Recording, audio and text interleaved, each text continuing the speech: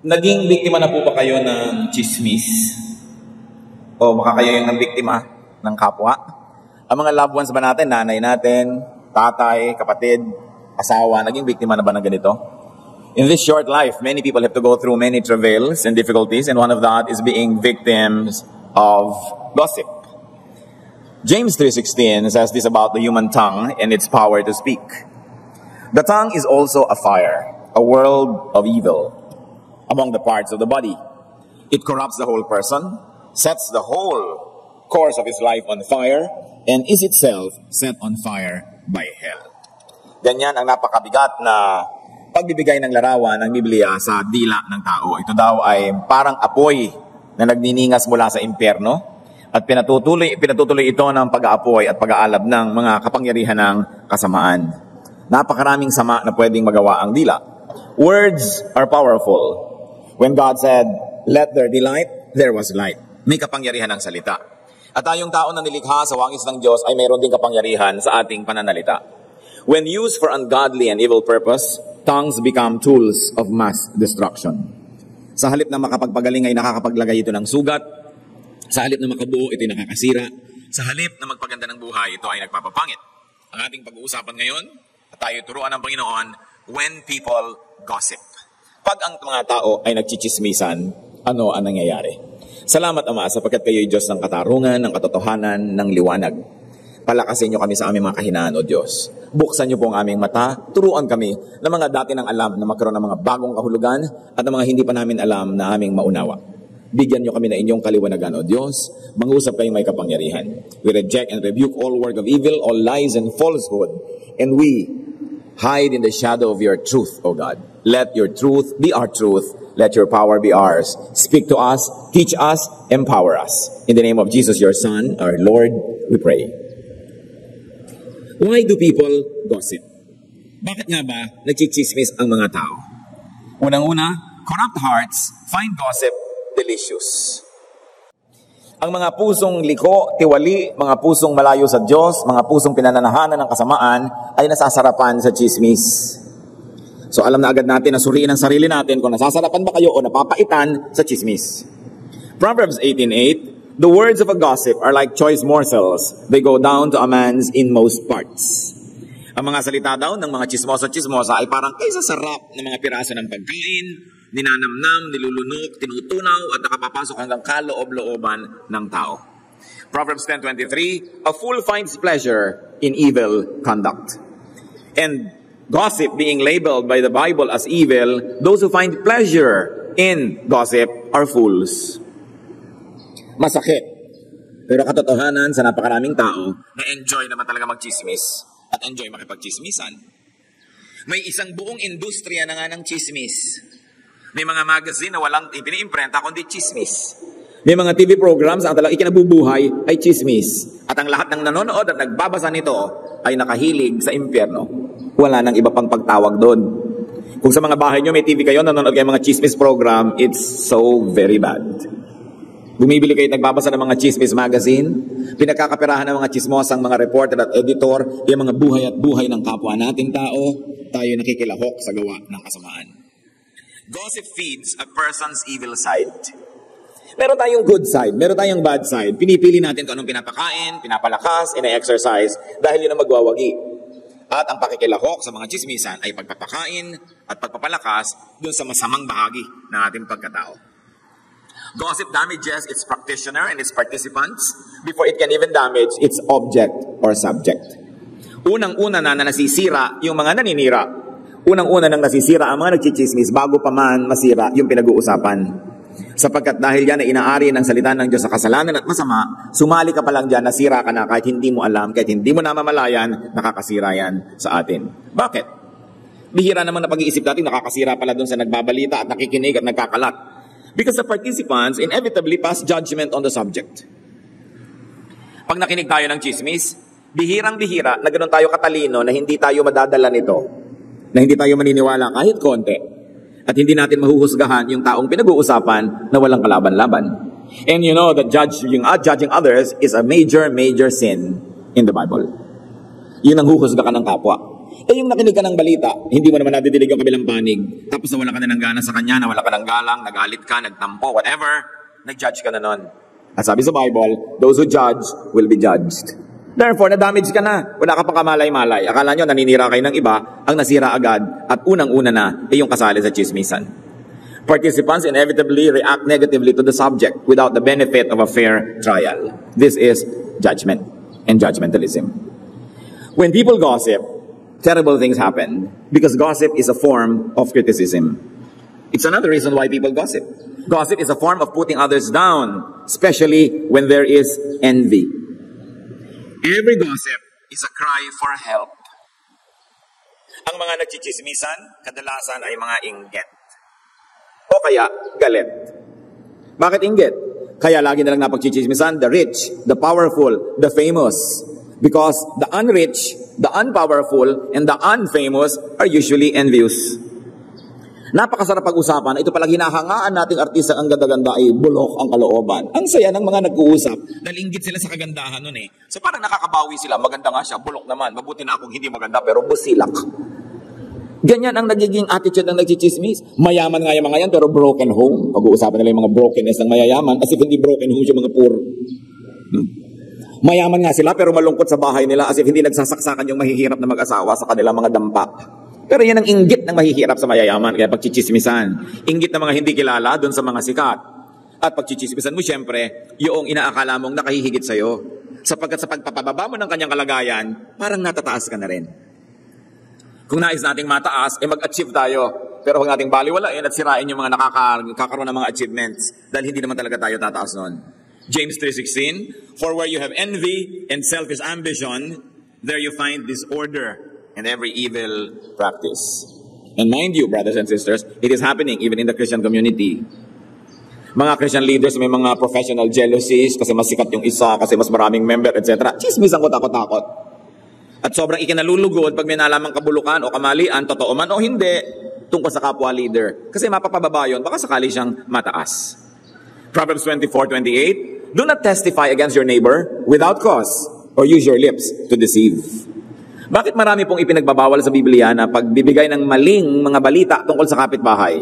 Kasi kadalasan, ang mga maling balita ay nililikha tungkol sa kapitbahay. Kasi kapitbahay ang kinakainggitan. Mas malaki ang kita ng asawa, so chichismisin mo siya, nangangaliwayan kasi nasa Saudi ang asawa. Kasi mas malaki yung TV niya kaysa sa TV mo. Chichismis mo yung kapitbahay mo kasi nakakapagpagawa ng bahay. Utangera naman yan, kaya nagpapagawa. Chismisan na kayo ng mga tao. Kaya mas maraming gulo ang mga magkakapit-bahay kasi nakikita mo yung pwede mong kainggitan. Kaya sa office, ang lakas ng chismisan.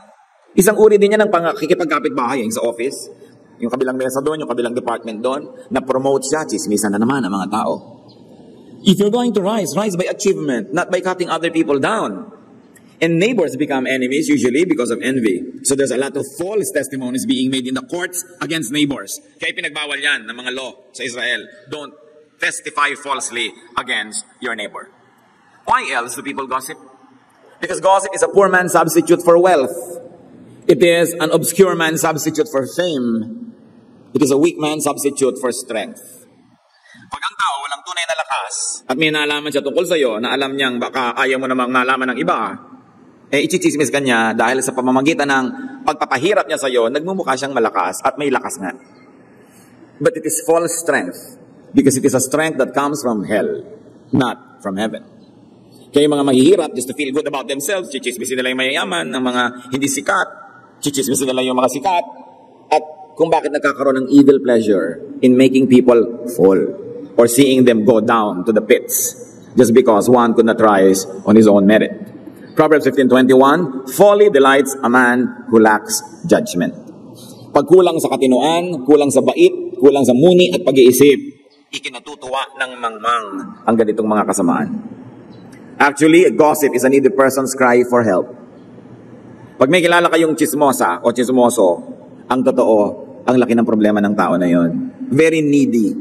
Kailangan niya ng attention, kailangan niya to feel good, kailangan niya ng affirmation, pero wala na siyang ibang makuhang lakas para gawin yon, negative ang ginagamit niyang energy. That cry for help, however, is expressed in a very destructive way. But whenever someone gossip, that someone is saying, help, help me, I am poor, I am needy. My life is not interesting, so I have to talk about the lives of others. I have no achievement, so I have to destroy the achievements of others. My family is not happy, so I have to destroy happy families. I am nothing, so I have to reduce everybody else to nothingness, so I'll feel good. It is a desperate person's cry for help, but a wrong kind of crying. Gossip mongers are people with grave needs, but they mistakenly resort to poison instead of to good medicine. Yan ang nangyayari. Sa halip na gamutin at uminom ng tunay na gamot, ang nangyayari, umiinom ng lason. Yung nagchichismis. Psalm 20 verse 7, some trust in chariots and some in horses, but we trust in the name of the Lord our God. Ang dali mag-substitute ng meaning dyan. Some trust in chismis to make themselves feel good, but we, the people of God, should trust in the name of our God. Doon tayo dapat kukuha ng lakas, doon tayo kukuha ng meaning, ng affirmation, hindi sa pagkukutya at sa pagbabaliwala sa kapwa. Napaka-importante na unawain yung dynamics ng gossip. Pag nagsimula ang isang chismis, umaandar ang isang makinarya na automatic, hindi tumitigil hanggang hindi nagkakaroon ng masamang bunga. When people gossip, evil is glorified. Naitatanghal ang kasamaan. Nagiging sikat si Satanas kapag may nagchichismisan. One, because trust is betrayed. Kadalasan ang chismis ay pagsira ng tiwala. May alam ako tungkol sa iyo, ay chichismis kita. So sinira ko ang pagtitiwala mo. Sinira ko ang ating relasyon. Sinira ko ang relasyon ninyo nung kinukwentuhan ko na maaaring madala ko sa aking pananaw. Trust is betrayed. Proverbs 11:13, a gossip betrays a confidence, but a trustworthy man keeps a secret. Kinukumpara dito ang dalawang uri ng tao. Yung mahilig magbalita at magchismis, yan daw ay sumisira ng kasunduan, sumisira ng tiwala at pakikipagkatiwalaan. Pero ang mahusay daw na tao na pwedeng pagtiwalaan ay yung nag-iingat ng mga lihim. So trust is sacred. There are some things in life that are sacred. One of that is trust. Because without trust, there would be no meaningful human interaction. There would be no meaningful human relations. Napakabanal ng pagtitiwala at mapagkatiwalaan ka. Sapagkat kung walang tiwala at pagtitiwala sa kapwa, hindi makakaroon ng tunay na relasyon ng mga tao. Hindi sila lalapat ang loob, hindi matatahimik, hindi makikipagkaibigan, hindi makikipagmahalan. 1 Corinthians 4:2, now it is required that those who have been given a trust must prove faithful. Pag pinagtiwalaan ka, dapat ka maging tapat. At sinabi na, nabasa na natin, that a trustworthy man keeps a secret. So do not listen to a gossip. Do not be an audience to someone who reveals other people's secrets. Do not be a listener to somebody who betrays trust. True or not?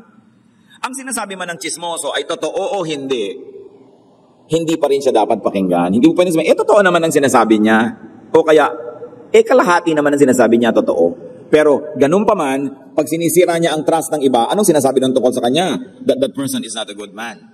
And you become a partner of that person. Halimbawa, si Kumari A, nung magkaibigan silang matalik ni Kumari B, ay napagtiwalaan ng mga sikreto. Nagkagalit ngayon sila. Ikinakalat ngayon ni Kumari A ang lahat ng alam niya tungkol kay Kumari B. That is a crime against sacred trust. Dahil nung ipinagkatiwala sa iyo ang sikreto ay magkaibigan kayo. Banal ang pagkakaibigan. Kahit pa maging magkaaway kayo sa susunod na taon, buong buhay mo, dapat mo pang igalang yung taon na kayo'y magkaibigan at hindi mo dapat sirain yun. Kung gusto mo, tumigil ka na ng pakikipagkaibigan sa kanya next year, in the years to come. Pero yung panahon na magkaibigan kayo, tapos na yon. Hindi mo na dapat balikan para sirain lang. The most that you can do is just to keep it there and relish the memory, enjoy the memory, and be energized by that memory. But for you to go back to something that's already past and finished just to destroy it is something very, very unwise. So hindi ko magalit na ako sa iyo ngayon, ibubulgar ko na yung sikreto mo nung araw na pinagtitiwalaan mo ko. Kasi oras na ginawa ko yun, ang sinasabi ko sa lahat ng nakikinig, huwag niyo akong pagtitiwalaan dahil magkaibigan tayo ngayon, pero pag nagalit ako sa inyo bukas, gagawin ko rin sa inyo ang ginagawa ko kay Kumari B. Kaya hindi tayo dapat nakikinig sa isang taong nagdadala ng mga chismis. Kahit pa nga yun, totoo. In fact, lalo pa nga totoo. Banal kasi yung kanilang transaksyon. Ginawa yun noong sila ay may magandang pagtitinginan. Ngayon pumangit ang tinginan nyo, but yung natapos na maganda na babalikan mo pa para lang sirain? It's counterproductive. And very, very especially, we don't become an audience to someone who betrays trust when there is a malicious or a self-serving motive. Usually, ganyan naman yan eh. Dalawang empleyado, parehong nandadaya sa employer. Sapagkat pareho silang nandadaya, nagtatakipan. Pero nagkagalit sila. Si empleyado A ngayon, ibinibisto niya si empleyado B. Boss, ginagawa po ni B, ganito, ganito, ganon. Si B naman, pupunta kay boss. Boss, ginagawa po ni A, ganon, ganon, ganon. Ang itatanong dapat ni boss, ang tagal na pala niyang ginagawa, ba't kayo mo lang sinabi? Kasi magkagalit kayo ngayon. So, hindi mo sinasabi sa kanya dahil mahal mo ko. Sinasabi mo yan para ka manira. So, hindi ka dapat nakikinig. Proverbs 20:19, a gossip betrays a confidence, so avoid a man who talks too much. Kailan kaya natin ito maintindihan? That we should avoid a person who talks too much. What is too much? Hindi lang blah blah blah blah blah blah blah blah blah blah blah non-stop. Hindi lang volume. Hindi lang lakas, hindi lang dami ng salita, kundi ano ang topic. Ano ang pinag-uusapan natin? Kahit na konti lang ang salita niya, a few words, pero mga bagay na hindi dapat pinag-uusapan, karangalan ng iba, lihim ng isang mag-asawa, lihim ng isang magulang tukol sa kanyang anak na nire-rehab, tapos ichichismis mo, inililihim na nga nila. Lihim ng isang nagbubuntis na ayaw niyang ibunyag, naunahan mo pa siya. No? Yan yung talking too much also. It's not only a matter of how many words you're saying per minute. No? Kaya yung mga chismis-chismis per minute, so maraming nakikinig, ang dami-daming nasasabi per minute. Biruin mo yun, nag-score ka sa impyerno per minute. Ang dami nun. Pagkatapos, hindi lang yan, kundi ano ang topic? Ano ang pinag-uusapan? Why else is evil glorified when people gossip? Because good relations are destroyed, as we've already said. Proverbs 16:28, a perverse man stirs up dissension, and a gossip separates close friends. Matatalik na magkaibigan, mag-asawa, anak at magulang, magkapatid, nagkakalayo dahil sa chismis. Gossip separates spouses and families dahil nagkakaroon ng distrust and judgment. Gossip separates spiritual brothers and sisters and friends and colleagues. Pag naniwala ka sa isang nagchichismis at lumayo ang loob mo dun sa pinagchichismisan, ibig sabihin, dun ka lumapit sa nagchichismis. Kailangan maging simple ang pananaw. Malapit ka sa isang tao, may nagchismis. Ibig sabihin, lumayo ka sa kanya at lumapit ka dun sa nagchichismis. Kayo na ang magkakampi. Mahirap ba maintindihan yon? That many times, we side with evil. We side with gossip mongers more than with those whom we should value. When people gossip, evil is promoted. Why is evil promoted? Because the content of gossip promotes evil. Ang pinag-uusapan. And the content of gossip is usually falsified, magnified, exaggerated, dramatized, controversialized. Sabi ni Balagtas sa Florante at Laura, bihirang balita'y magtapat, magkatotoo may marami ang dagdag. Alright, yung dinadala sa inyong balita ay may katotohanan, may butil ng katotohanan, pero makakataya kayo na ang daming dagdag nun. At kung 3 bibig na ang pinaglipatan ng kwento, 3 editors na ang nagdagdag at nagbawas sa kwento mo. At pag ikinuwento mo pa uli sa iba, sigurado magdadagdag ka pa ng opinion mo doon. Kaya yung kanina lamang ay pinitik, pagdating doon sa kabila, sinaksak na. Namatay na yung tao, hindi naman dahil pinitik lang. Why? Because people shape the news that they hear and talk about to suit a purpose. Usually to hurt others, to destroy, and sometimes innocently to oversimplify. Ang isang complex na bagay, i-oversimplify mo, i-interpret mo, ikukwento mo sa iba na wala na yung ganda ng complexity niya na oversimplify na lang. Kaya napakaraming panunuligsa ang Biblia sa mga mahilig magchismis. 1 Timothy 5:13, they get into the habit of being idle and going about from house to house. And not only do they become idlers, but also gossips and busybodies, saying things they ought not to. Sabi yan ang nangyayari sa mga taong hindi pinupuno ng kabanalan ng kanilang buhay. Marami silang oras at panahon para magchismisan at nagsasabi ng mga bagay na hindi nila dapat pinagsasasabi. Remember, this is true or not true. Hindi ko mo totoo ay pwede nang sabihin at pag-usapan. Maraming mga katotohanan ay banal din. Hindi dapat hinihipo, hindi dapat ginagalaw. Paano pa kung hindi totoo? Di lalo na. Hindi mo pwedeng sabihin, totoo naman yung pinag-uusapan namin. Pero kung ba totoo, dapat yun ang pag-usapan. May karapatan na ba kayo na pag-usapan yan? Bihirang-bihirang news, truthful. Kaya kung minsan, hindi ito nararanasan ng mga maraming karaniwang tao. Yung sila'y nalalagay sa news, sa TV, sa mga balita, sa mga dyaryo, kadalasan, it's very unfair. Kasi mali yung perception ng reporter, inedit pa yan sa newsroom kung ano na nangyari. So, i-controversialize para panoorin ng tao at basahin. A person is reduced to ashes, to pieces, dahil sa news. Kaawaan ninyo at kahabagan yung mga buhay ay naibabalita. Kasi kadalasan, ang balita ay hindi matapat. Tandaan ninyo na ang dyaryo ay negosyo, kailangang itinda. Ang mga news program sa radyo at sa TV ay kailangan magka-sponsor, kailangan mag-rate. So kailangan i-controversialize, i-dramatize para panoorin ng tao. Biktima yung mga nagiging object of news. Kawawa naman. So, the content of gossip promotes evil. And there's also another aspect of it. The intent, the motive of gossip promotes evil.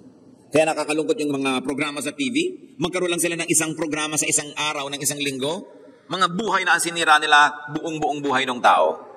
Yung mga TV program na bubulat-latin yung lihim ng isang tao, susundan siya ng mga hidden camera, titingnan ng kalihim-lihiman niyang buhay, tapos ipapalabas sa national TV para lang mag-rate. Okay, kumita sila ng isang araw sa loob ng isang linggo, pero ilang buhay ang panghabang panahong nasira, na damage.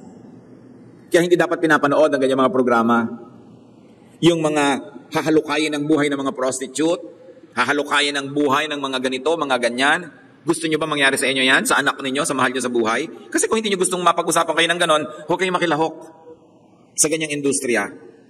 Kasi wala namang magandang naidudulot. Sana para papag-ingatin tayo sa panganib, iligtas tayo sa mga panganib. Kadalasan, nagbebenta lang sila ng mga madugo, marumi, mga karumaldumal, kasi yun ang gusto ng tao. It's only a marketing thing. It's not love for you or for the country. It's to rate, to sell. Kaya hindi dapat inotolerate, lalo ng mga mananampalataya, ang ganyang mga programa. Okay, gusto nating ituwid ang mga kamalian, katiwalaan ng lipunan. Gusto nating ituwid, linisin ang mga kabulukan ng ating bayan, ng ating lahi. Pero hindi sa ganong paraan. Hindi sa pachismis na paraan. Hindi sa controversial na paraan. Dahil hindi naman marirepair yung damage na ibigay mo doon sa tao. People are people. People are human. And human beings must be treated with dignity. Kahit paabutan mo silang nakahandusay sa lupa, nakalubog sa putik, dapat pa rin igalang yan because people are made in God's image. Alang-alang doon sa wangis ng Diyos na ibinigay niya sa bawat nilalang, dapat igalang mo ang tao. Hindi dapat pagpiestahan. Yung ba naman mga na-aksidenteng luray-luray ang katawan, tinitingnan pa ng mga dumadaan, kinukuhaan pa ng litrato ng cellphone, it's very unglorifying. No? Yung mga napapahiya, yung mga nahuhubaran, yung mga naglalakad ng hubot-hubad, papanoorin mo, yung mga siraang bait, pagkatapos naghuhubo sa kalye, titingnan mo pa, nakikilahu ka sa isang pagsira sa imahe ng tao. Na dapat kahit ano pang kalagayan niya, gaano ka siya kahirap, gaano siya kabaliw, igagalang mo pa rin kasi tao yan. Napakahalaga. The motive of gossip, the intent of gossip promotes evil. Proverbs 16:2, all a man's ways seem innocent to him, but motives are weighed by the Lord. Kala mo innocent eh. Yung nagchichismis, eh bakit totoo naman? Parang wala siya kasalanan. Eh sinasabi ko lang naman to para malaman ninyo, para makapag-ingat kayo. Kasi bihirang nagchichismis, tinatanggap niya na masama yung ginagawa niya. Pero sabi niya, tinatanggap niyo at hindi. Ang titimbangin ng Panginoong Diyos, yung mga layunin niyo sa puso. Bakit niyo pinamamalita yan? May malasakit ba kayo? Kung hindi niyo mahal yung pinag-uusapan, wala kayong malasakit, wala kayong karapatang pag-usapan yan. But people usually justify their crimes and their evil deeds. A gossip monger, consciously or unconsciously, has and promotes an evil agenda. And what is the evil agenda of the chismoso and chismosa? To hurt, to damage, and to destroy another human being. Worse, to destroy and damage truth. But God is truth. Hindi ka pwede magchismis nang hindi mo nasasaktan ang kalooban ng Diyos. Sapagkat mahal ng Diyos ang bawat tao. Nakita niyo yung babae na nahuli sa akto ng pangangalo niya? Babatuhin ang mga tao hanggang mamatay. Pero ipinagtanggol ni Jesus. Sabi niya, yung walang kasalanan, mauna nang bumato. At walang naglakas ng loob. So dapat gano'n din tayo. Kasi ngayon, patuloy pa rin tayong bumupukol sa kapwa, bumabato pa rin tayo, hindi na lang batong matigas na galing sa lupa, kundi mga bato na galing sa ating bibig, salita. Bumabato pa rin tayo ng kapwa. Kaya kung papakinggan natin ang payo ni Jesus, sige, bumato ka kung wala kang kasalanan. Kung wala ka ring lihim, kung wala ka ring mga kung ano-ano pinagagagawa mo sa buhay, 100% ang linis mo, o sige, magchismis ka na. Pero kung hindi, manahimik ka. At yung mga tao nga na yun, pinagbibitawan nila ang kanilang mga bato. So dapat din nating bitawan yung mga salita na nagpupumiglas na makawala sa ating bibig laban sa ating kapwa. 1 Chronicles 28:9, for the Lord searches every heart and understands every motive behind the thoughts. When people gossip, the ears of the hearers and the mouths of the talebearers get polluted. Nadudumihan ang nakikinig at nadudumihan din ang nagsasalita sa chismisan. Matthew 15:11, sabi ng Panginoong Jesus, what goes into a man's mouth does not make him unclean, but what comes out of his mouth, that is what makes him unclean. Mga kapatid, kung maselan kayo, dinapuan ng langaw, ayaw nyo ng kainin. Nalaglag na sa sahig, natapakan ng mga dumadaan, ayaw nyo ng kainin. No? Maruming kutsara, may nakadikit na kaliskis, ayaw nyo gamitin. Baso na inumin, nung tingnan nyo may butete sa loob, ayaw nyo ng inumin. Mas pag-ingatan ang sinasabi ng ating bibig. Kasi sabi ng Panginoong Yesus, ang pumapasok sa bibig ng tao ay hindi nakakapagparumi sa kanyang espiritu. Ano man yon. Pero ang lumalabas sa kanyang bibig, yun ang nagpaparumi. So may mga tao ang lilinis, ang seselan sa mga pumapasok sa bibig. Pero napakasalaula sa mga lumalabas sa kanilang bibig. Chismis, criticism, judgment. Yun ang inililista ng langit. Yun ang binibilang ng langit. Hindi kung gaano karaming butete ang nalunok mo, kung gaano karuming tansa ang nalunok mo kasama ng soft drink. Hindi yun eh. Anong mga salita ang binitawan mo na nakakasira sa iyong kapwa? Matthew 12:36-37, sabi ng Panginoong Jesus, but I tell you, that men will have to give account on the day of judgment for every careless word they have spoken. For by your words you will be acquitted, and by your words you will be condemned. Bilang yan. Baka marami sa atin nakakota na. So tama na. Huwag nang dagdagan pa sa maikling buhay na ito. At kahit totoo ang pinag-uusapan, kung hindi naman ito kaibig-ibig pag-usapan, hindi nakakapagpaangat ng kapwa, that which is not glorifying to God, that which is not edifying to our fellow men, nakakapagparumi pa rin yun sa tainga at bibig ng mga kalahok. When people gossip, people, reputation, and feelings are damaged. Psalm 52 verse 2, your tongue plots destruction. It is like a sharpened razor, you who practice deceit. Now, deceit can be content. Hindi totoo. Pero deceit can also be in intent. Kahit totoo. Pero ang dahilan ng pagsasabi nito ay para manira, hindi para makabuo, para magsabog ng intriga at gulo, deceit pa rin yun. The deceit is not in the content, but in the intent. In the intention, in the motive. Kaya kahit sabihin mong totoo ang sinasabi ko tungkol kay kumare, oo nga, totoo. So walang deception doon sa words. Pero bakit mo sinasabi sa akin? Para mainis ako, para magalit ako. Eh di may deception kang ginagawa. Minamanipulate mo ang feelings ko para magalit ako sa kanya. Dahil galit ka, no? Dahil inggit ka sa kanya. Gusto mo ako makakampi. So you manipulate my feelings. You tell me something true, something correct, but your intention is not pure. Deceit pa rin yun. Kaya mga nagpapapakinig sa mga chismis, nadadaya sila kahit totoo yung news. Dahil naapektuhan ng feelings nila. Nagkaroon sila ng judgmentalism. Now, how do we deal with gossip? Ano nga ba? Anong gagawin natin? Talaga namang napakaraming chismis. First of all, do not start it. May alam kayo, sa inyo na lang yon at sa Diyos. Liban na lang, na pag hindi kayo nagsalita, nanganganib ang sangkatauhan. Sasabog pala yung dam, malulunod ang buong baryo, hindi ka nagsalita. Hindi chismis yun. Para sabihin mong sasabog ang dam, umalis kayo dyan sa tabi ng ilog. Meron pala na laso ng isang pagkain na kumakalat, hindi alam ng mga tao. Hindi chismis sasabihin yun. May maganda kang layunin para huwag silang mamatay. Pero yung buhay na may buhay na uuriratin mo, chismis yun. Liban na lang na alam mo na may balak si A na patayin si B, pwede ba surong i-warn? Mag-ingat ka dahil baka patayin ka. Meron akong nalaman na sa aking pakiwari ay na-interpret ko na papatayin ka pero pwedeng mali pa rin ako ha. Ganun i-label mo yun. Hindi sabihin, ay may masamang balak sa'yo si ano. Interpretation mo lang naman yun. So kailan ka lang magsasalita kung makakapagligtas ka ng buhay sa panganib ng mga maaari nilang harapin kung hindi ka nagsalita. Pero kung wala namang life-threatening situation, manahimik ka dyan. Leviticus 19:16, do not go about spreading slander among your people. Kamagkalat-kalat. Lalo ngayon, ang dali-dali sa text, ang dali-dali sa internet, ang dali-dali magkalat ng chismis. At ang technology nauna na sa batas, hindi pa alam ng batas kung paano ko kontrolin ang paninirang pure through technology. So pag may nadinig, meron kayong nakitang chismis, sa sakalagay pa, please pass, don't pass. Bakit kayo sasalim? Ako pag nakakatanggap ng please pass, I don't pass. Ibig mo sabihin, lahat ng kredibilidad ko sa buhay, ilalagay ko backup ng balita na yun, hindi ko naman na-check kung totoo or not. Katulad ng may mga lindol-lindol daw, bukas lindol, kanya-kanya, please pass. Mananakot ka ng mga tao, ang lindol hindi naman kaya yung i-predict kahit ng science. May possibilities, pero hindi pwede sabihin, dito sa Metro Manila, lilindol ng intensity 8, hindi kaya pa yan hanggang ngayon ng technology. Magkakalat ka ng mga nakakatakot na bagay. Bago kayo nagpapas ng mga ganyan, titiyakin nyo. Colossians 3:8, but now you must rid yourselves of all such things as this: malice, slander, and filthy language from your lips. So filthy language can be dirty words, or they can be nice, sanitized words, but destructive to your fellow men. Minsan may seminar, sumakit lang ang ulo ko, uminom ako ng konting gamot at na-delay ng a few minutes. Kumalat ang balita, isinugod ako sa ER na naka-wheelchair. May wheelchair pa, may props. Kompleto talaga ang rekado ng mga balita. Ang dami tuloy na alarm, no? Pero napakaraming ganyan. At hindi lang sa inyong lingkod, siguro kayo rin, nagiging biktima ng ganyan, ano?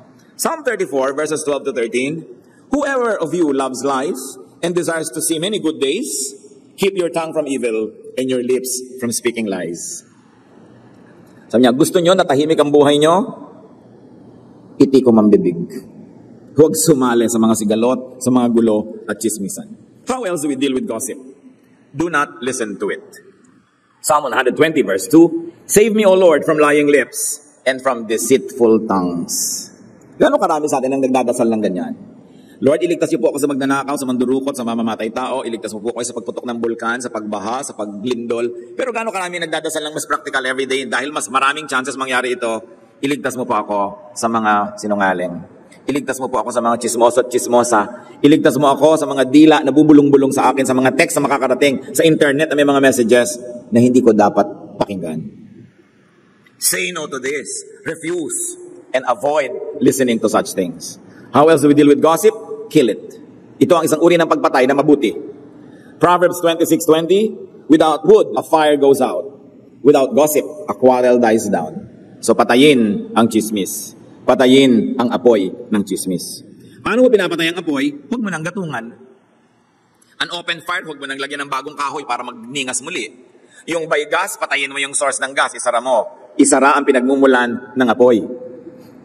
At kadalasan yan, just keep quiet at mamamatay ang chismis. Kung ikaw yung chinichismis, huwag ka na sumagot. Kasi pag sumagot ka pa, binigyan mo na naman siya ng bagong pag-uusapan. Hahanap na naman siya ng butas sa mga dati mong sinabi, may sasabihin na naman siya. Sasagot ka na naman, pabalik-balik, parang tennis. May nag-serve sa'yo ng bola, huwag mong paluin pabalik. Siyempre, magsiserve uli yan, huwag mo uling paluin pabalik. Pag 3 palo na, hindi ka pa kumibo, tapos na ang laban, wala na. Pero kikibu ka pa. Yung, huy, sabi ng kumari mo, kuripot ka daw. Sabihin mo, siya naman pangit. No? Huy, pangit ka daw. At sabihin mo, siya kaliwete. Ang sabihin mo, hahaba ng hahaba. Kasi yung nagdadala ng balita na yon ang ambassador ni Satanas. Yung nasa gitna. Sinasabi nyo, pag nagdala sa inyo ng isang balita, ang kukunin sa inyo, 2, pabalik sa kabila. Ganun yon. Yon ang mga kampo ni Satanas. Yung, hoy, sabi ni ano, ganito ka daw, ganyan. Dahil yun ang nagpapalala. Tapos pag sinabi mo, hoy, pangit ka daw, tapos tahimik ka, papayag ka nun? Sinasabihan ka ng ganon. Gagatog-gatugan ka pa para may makuha na naman siya. Dadali na naman niya sa kabila. Kaya nga naging industriya yan eh. So, when you hear gossip, do not pass it on. Ilibing niyo sa lupa agad. Do not pass it forward. Do not spread it. No? Alam niyo, ang internet can be a blessing but it can also be hell's expressway. Yung technology can be hell's expressway.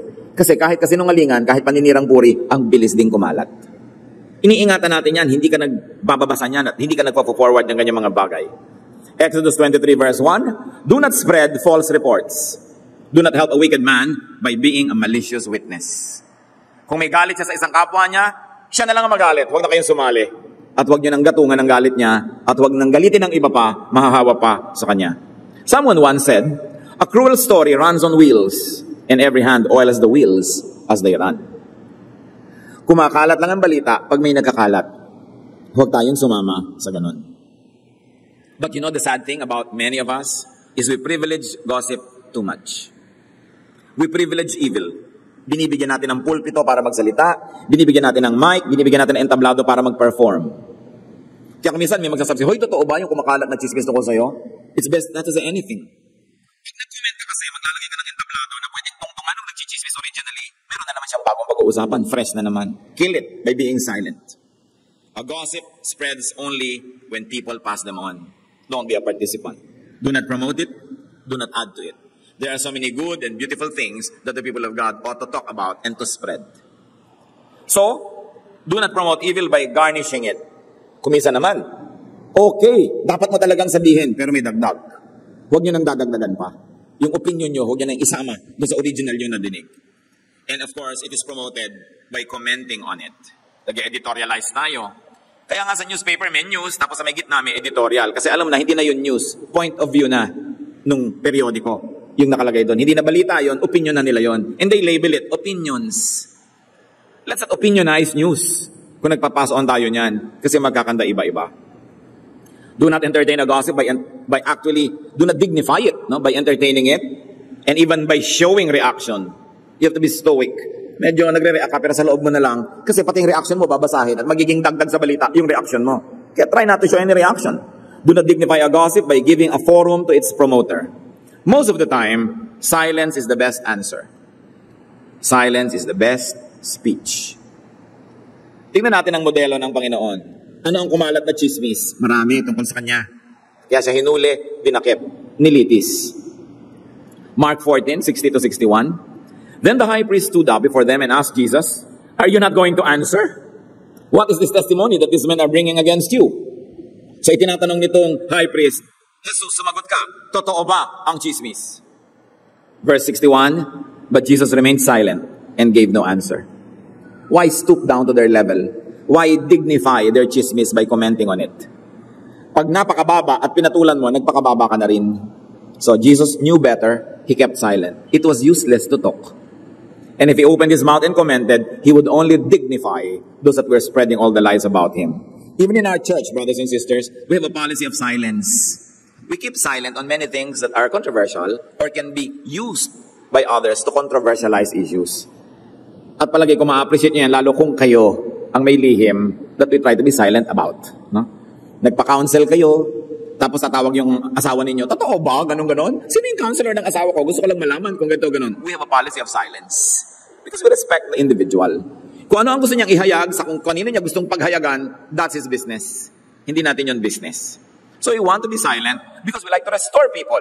The moment na pag-usapan na yan, ang hirap nang ma-restore eh. So ang gusto natin, nabubuo muli, yung nasira, yung na-damage, gumanda muli, yung nadapa, makabangon, at hindi yun mangyayari pag pinag-uusapan. Dapat tahimik, at ang nakakaalam, ipanalangin. Sapagkat ang lahat ng tao ay may buntot na hila, lahat ng tao naman may bulok, may baho, lahat ng pamilya may skeleton in the closet, lahat. Kaya nga may church para gamutin, para magtulungan, hindi para pag-usapan at i-judge. It's very important that you feel secure in the church, that you will not become an object of chismisan. Especially when you disclose very sensitive things, when you seek counseling and tell many sensitive realities about you, you can be rest assured that we will be silent. It's a policy for everybody. Kaya dapat natin igagalang yun. May mga bagay na banal, hindi dapat tinitingnan. Kaya nga ang Diyos ng araw, pagka dumadating siya, ang mga tao yumuyuko, nagtatakip ng mukha, ayaw nilang tingnan kasi banal. Maraming bagay na banal. Kahit pa yung bagay na yun, maituturing nating masama, pagkakamali, pagkakadapa ng kapwa, hindi pa rin dapat tingnan tulad ng pagkakahubo ng isang tao na hindi dapat tingnan kung hindi naman nagpapatingin sa'yo yung tao. Napakahalaga nun. Proverbs 10:19, when words are many, sin is not absent. But he who holds his tongue is wise. Tatandaan natin, yung nagsasawalang kibo at tumatahimik, yun ang mas matalino. Hindi na dapat na ihayag natin kung anong laman ng utak natin through our words. So do not give space and do not give victory to the promoters of gossip. Exodus 23:7, have nothing to do with a false charge, and do not put an innocent or honest person to death, for I will not acquit the guilty. And remember, a person is innocent until proven guilty by a reliable court. Sabi ni Frank Clark, gossip need not be false to be evil. There's a lot of truth that shouldn't be passed around. Agree kayo dyan? Kung meron kayong anak na very, very delicate ang kanyang health situation, you don't want that to go around kahit totoo. Meron kayong malaking business, yung tatay nyo may cancer, nanganganib ang buhay. Pag nalaman ng mga investors, ng mga tao, maaaring magkaroon ng disaster. It's true, but you should not talk about it. Ang nanay nyo, biglang nahuli yung nakakalon niya. It's true, pero pag-uusapan nyo ba yun? Pinag-uusapan ng kanyang mga bagay. So sabi, gossip need not be false to be evil. There is a lot of truth that shouldn't be passed around, especially in decent circles.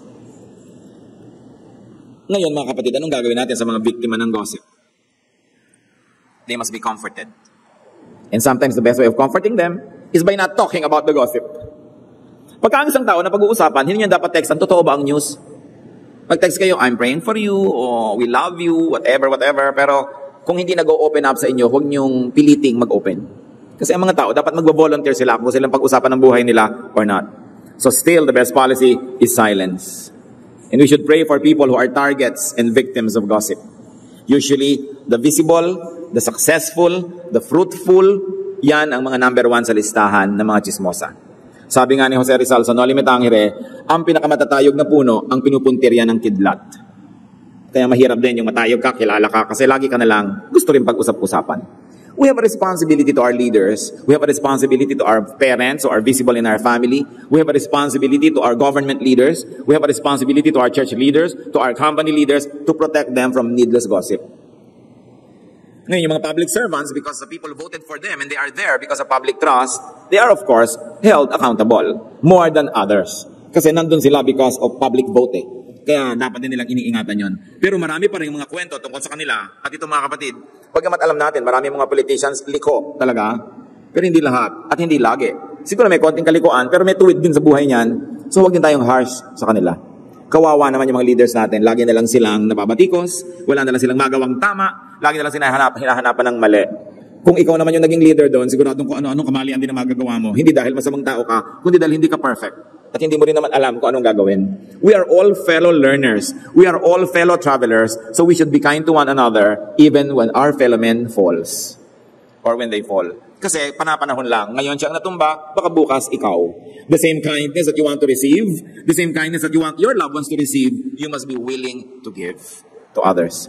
So Psalm 5, 8-10, meron pong panalangin ng isang biktima ng chismis at mga bali-balita. Lead me, O Lord, in your righteousness because of my enemies. Make straight your way before me. Not a word from their mouth can be trusted. Their heart is filled with destruction. Their throat is an open grave. With their tongue, they speak deceit. Declare them guilty, O God. Let their intrigues be their downfall. Banish them from their many sins, for they have rebelled against you. So, indulging in chismis is a form of rebellion against God. Gossip is cruel. Gossip is not of God. Gossip is never helpful. Do not be a participant. What if you were the victim? What if it was your loved one? Mga kapatid, unahin natin sa ating tahanan, lalo kung tayo nagpapalaki pa ng mga bata, anak, apo, pamangkin, do not let your home be a nest of gossip. Huwag niyong itolerate na over the dinner table, chismis ang pinag-uusapan. Pag nakikita ang pamilya, chismis. Pag dumadating si Auntie Kikay, kakausapin si Mami, chismis. Huwag ninyo itong gawing paraan ng pamumuhay dahil pinapakita natin sa mga bata that chismis is a good way of life. We must always be ready to remind each other, oh, chismis na yata yan, let's stop it. Kahit sino ka, ikaw ang tatay o nanay, ikaw ang anak o magulang, kapatid ka, whatever, kung sino ang unang nakaalala ng katotohanan, magpaalala ng, oops, chismis na yata ito, we become agents of hell. Hindi natin dapat itong gawin na kultura sa ating tahanan, sa ating opisina. Ang laging pinag-uusapan yung mga supervisor, yung mga manager. Lagi na lang, kadalasan, inggit din yan, may na-promote, pagchichismisan. Hindi natin dapat ginagawa yan na kahit ng mga Kristiyano, prayer meeting, tapos chismisan. No? Nalaman doon ay pinag-pray, na-text na agad, at kumalat na agad. It is an evil way of life. Pero ito isa sa mga kasamaan na hindi natin napapansin. Pansin na pansin natin nang i-snatch ng cellphone, ano? Parang sama nang i-snatch ng cellphone. Pero mag-chismis ka tungkol sa tao, in-snatch mo ang karangalan niya. Pinagtatapakan mo pa, dinurog, pinakuluan, tinadtad, inihagis mo pa sa asfalto, at inilibing mo pa sa pusod ng dagat. Mas masahol, mas masama. Sapagkat yung nangaagaw ng cellphone lang ang naagaw. Pero yung ng chismis, nangaagaw ng dangal. Maaring nangaagaw din ang kinabukasan. We must label it as evil because it is. Heavenly Father, we come to you with humble hearts, asking you to examine ourselves. Kami po ba ay nagiging kasapakat ng kasamaan, participants in this evil enterprise? Tingnan mo kami, Panginoon, kung gaano kami ka-guilty when it comes to gossiping. At nais naming ihayag sa iyo ang aming mga kasalanan at pagsisihan ito. At ganoon din naman, Panginoon, nais naming idalangin ang mga mahal namin sa buhay, mga kilala namin na nagiging object ng chismis. Napakahirap na maranasan ay kay binabato, sinasaktan, gusto kang lapain. Turuan mo kami, Panginoon, na mas maging sensitive, mas maging supportive, mas maging mapagmahal sa isa't isa to protect each other from all the attacks of hell. Magbulay-bulay tayo mga kapatid at kung meron tayong mga dapat na ayusin, ipagtapat sa Panginoon, pasya na dapat gawin, tigilan ng ganito mga gawain, sa piling ng Panginoon, ating lahat na pag-isip-isipan at tayo makipag-isa sa Espiritu ng Diyos sa sandali ng katahimikan.